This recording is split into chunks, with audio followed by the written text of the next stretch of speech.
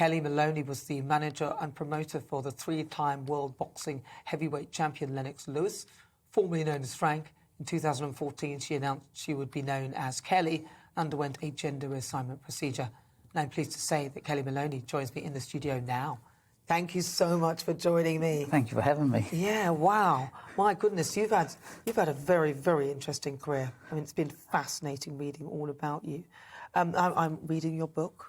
I really, so I want to start from sort of the beginning, because I was reading about how when you were younger and you even then had the feelings that perhaps you were in the wrong body. So talk to me about what it was like for you growing up and where it was. Well, growing up, I mean, I grew up in a typical working-class Irish Catholic family, and I was the oldest of three boys, and my father was very sport-orientated and very much like old school, like boys were boys, girls were girls.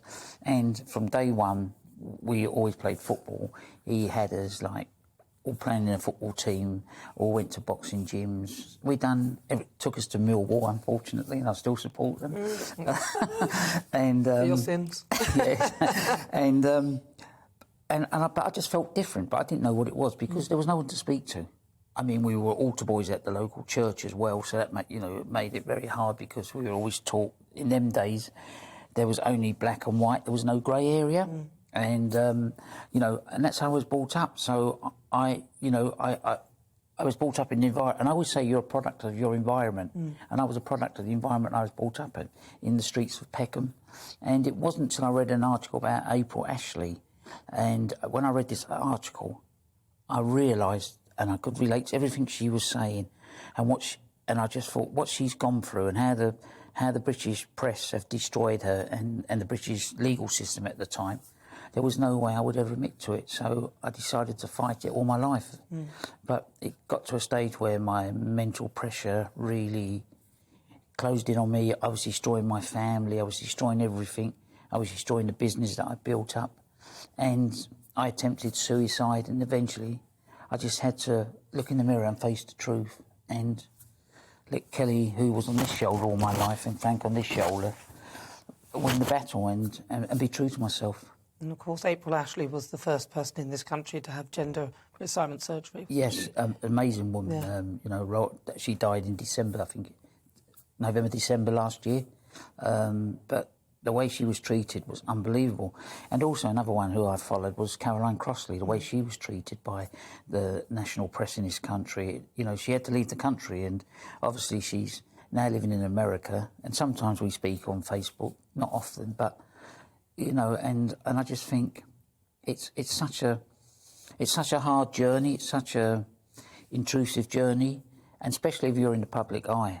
I mean, I wish I could have transitioned privately and just lived my life normally, and I think everything would have been okay. But because of my past career, as soon as someone found out who I was, it was all over the place. I know, it was out in the Mirror, wasn't it? Yeah, I chose to go with the Mirror after my legal team advised me that I had to take control of the situation. My eldest daughter, my lawyer, met with a number of newspapers, and we decided with the Mirror because they gave us editorial rights, headline rights, picture rights, and they used all the right terminology, which is so important because I wanted to change this. I didn't want to change this, but I want people to understand this is not a fantasy. This is something that, to me, I believe it's an illness, but a lot of people don't believe it's an illness. I don't believe it's a mental illness, but I believe it's a physical illness. Because you talk in your book of not having the maturity or knowledge to deal with the situation that you were in when you were young. So you had sort of a feeling that something wasn't right. When was it that you sort of felt, actually, no, I want to be a woman? Was there some point when you were very young that you knew that? Around about 16, I wouldn't, but I just thought I can't because I was so afraid of what my family would think. I would lose my family, my respect to my mother and father. Later, was I to find out my mother would have been very supportive at early days, but it would have destroyed my mother and father's relationship. Though they separated eventually, but my father was a very traditional old Irishman, so I'm not sure he would have understood. And do you wish that you could have... So nowadays, you know, people criticise people like Nicola Sturgeon for saying things so, well, young people should be allowed to determine what sex they are even when they're 4 years old. And people who talk about puberty blockers when people are, say, before puberty. If you had the option to do that, would you have done it? And do you think that it's the right way forward, just from your experience? I believe, well, first of all, you can't change your sex because biologically we're born men. So I always say I'm a medically constructed woman. So it's a gender identity that I had. I would love to have been born a woman, but I wasn't, so I had to accept what I was. Would I have? Yes, but then I lived such a fantastic life, and my life made me the person I am today. And I learnt by all the mistakes I made as Frank, because Frank made a lot of mistakes, and I've been able to correct them now and look at the world in a totally different way. So I always say I can run from my past, but I can't hide from my past. So 60 years as Frank Maloney is the person that made Kellie Maloney. So I suppose, in a way, I just accept my life as it is. Yeah, and you're having a great life by the looks of it. You're doing some great things. I wanted to ask you, because you were into boxing, and obviously that was your big thing, and you boxed yourself. What do you think about this whole transgender sport discussion that's going on at the moment? Well, I think it's a very toxic subject. I actually don't like talking about it because, but I don't think there's enough medical evidence either side, because, you know, I was going to do a debate about it with one of your commentators of last week, but it got changed. Something else. What's his name? Will Smith knocked out someone. Oh, did he? Yeah. He slapped. It was just a slap. So it all got changed. Yeah. Knockout. So, I was researching it quite a bit, and you know, even the scientific world can't totally agree. I think sport has to be safe. I think trans women should be allowed to compete in sport as long as the safety element is protected. I don't think trans women should be able to box in women's sport. But athletics and other, you know, let's look at it. There's this big outrage, but there's never been an Olympic winner in the Olympics. We had one transgender woman in the Olympics, last Olympics. She came stone last. We had a Canadian footballer in the trans women team that won a gold medal, but she was one of 11 women, you know. And I feel sorry for trans sports people, because their life is dragged through the press. Let's take the swimmer that won in America the other week. Her life has been totally upheavaled. Emily Bridges, the cyclist that was supposed to ride this weekend, her life has been totally upheavaled now. She may never recover from that. Yeah. You have to be very strong mentally and physically to come through what the press put you through. It's difficult enough, isn't it, going through something where you're going to literally upheaval your entire life and those around you, and it will affect them as well. How did this what kind of effect did this have on your family? I was quite lucky. Obviously, my partner and I split up over it. We've remained friends. My daughters... my youngest daughter struggled the most, I believe. She's sort of come to terms now. She's very good. My other two daughters, my middle daughter didn't really understand it, but she stuck by me, and now, you know, she's permanently there. My eldest daughter was my rock, Emma, and she still is. It's a little bit role reversed. She's more the parent now than and I'm the child. But my daughters are very much part of my life, and I'm very lucky. Yeah, it's like that when my mum comes over. I think she's going to help me, but she's not. She's child number 3. I was going to ask you, now, in 2004, the London Mayor election, you were a UKIP candidate. Yes. And you made some comments. So I was going to ask you about those, because you said, I don't want to campaign around gays. I don't think they do a lot for society. What I have a problem with is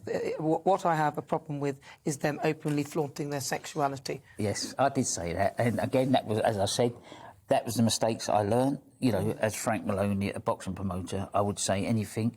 I was obviously a defensive mechanism as well. I was wrong to say them, and I have apologised publicly since. And I regret saying them. But it goes back to what I said.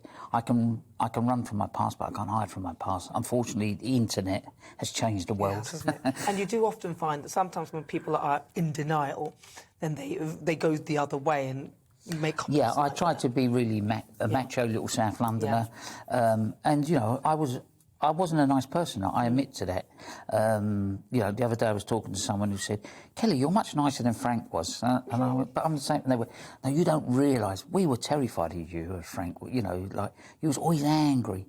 And then I look at pictures of myself and I see pictures of Frank. I never really smiled. Yeah. I look at pictures of Kelly and I've got a lovely smile now. You know. And you worked with Lennox Lewis as well. What was he like? What was that like doing that?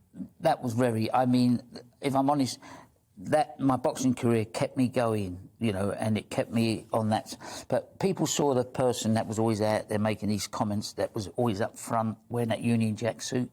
But no one saw the person that were away from that, would cry their eyes out at night, would be drinking, would be contemplating suicide, you know. And then the next morning I'd get up and I'd put on a suit and it was fit like as I was going out on the stage and being an actor, because I knew I had to present this image. And, you know, being around Lennox was good because obviously he, you know, became the undisputed heavyweight champion of the world. And I mean, my career, everyone judges me on Lennox, but my career wasn't all about Lennox. You know, I produced 5 other world champions, I produced a number of British champions, and I worked with a lot of fighters, and, you know, and I was quite proud of what I'd done, actually, in the boxing world. Obviously not proud of some of the statements I made, but that's life. Well, there's ups and downs. And I wanted to ask you this just because I was interested in what you might say to it. When Keir Starmer, because he made comments about it, and he said that when he was asked, does a woman have a penis, he didn't want to answer it. What is your view on all of that? Not the actual whether you support the Labour Party, not that sort of thing, but what's your view about how the politicians are handling this whole trans? Well, I think we have to remember the trans umbrella is very big, and you know, I'm still learning. I grew up in a world where there was male, female, homosexuals or intersex, but now I do diversity speaking. I check. I mean, there's 59 genders that are recognised. It's 76 now. Is it 76? Oh, you've corrected me again. That's good. Well, it's gone up. It was actually at that point. And so many different sexualities. I honestly don't understand it. I think everyone has the right to live their life as long as they live by the rules and as long as they respect each other, because at the end of the day, it doesn't matter what box you're put in, we're all human beings, and that's the most important thing. And, you know, I'd like to see all the letters thrown out and just one letter, respect for each other. But that would be good, wouldn't it? That's a lovely point to make. That if we just all respected each other, things would be fine. We don't even... So much better. We don't choose to... I didn't choose to transition. I had a great life, you know. I had a chauffeur. I travelled first class everywhere. Now I travel EasyJet. Didn't you? Well, I mean, it makes sense, though, doesn't it? I mean, it doesn't. I'm just saying. But, you know, I mean... And I walked away from all that because I just could not be true to myself, you know. It's so hard. And I do feel, you know, I've met a number of trans people on their journey who, some have not made it. Unfortunately, they've taken their life. Some have made it. Some have made it and they're not as happy as they should be. And it is so hard. And they find it hard because they fear rejection in society. They fear ridicule. They fear losing their job. They fear losing their family. We are still, in a way, we are still the same person. You know, I'm still dad to my 3 girls. I can't change that. I'll always be their dad, you know. I've just changed, I always say I've just changed the outside wrapping. Yeah. And then finally I want to ask you, you said it's not a fantasy, so it wasn't obviously a fantasy, but does what you imagined as being a woman, does it match the reality? Well, I'm much more comfortable in my skin. I'm a much happier person, so I have to say yes. And, you know, I've got a really nice social life now, and I've made some lovely friends, so... And I'm true to myself. That's the most important thing. I get up now in the morning, I look in the mirror, and I smile, and I'm happy, and I thank God for giving me a second chance in life. Yeah. Well, it's been so good to talk to you. Thank you so much for joining me. I want to finally finish on what you're up to now. Is there anything specific you're doing? There's a documentary coming out about my life sometime this year, and I've just signed to have a feature film made about my life with an American production company, Chad Vardy, who was one of the directors on The Irishman. And I'm doing a lot of diversity speaking, which I really enjoy. And other than that, I try to live a quiet life. That's lovely, a quiet life. Everyone wants a quiet life. Kelly, thank you so much for coming into the studio. Thank you for joining me.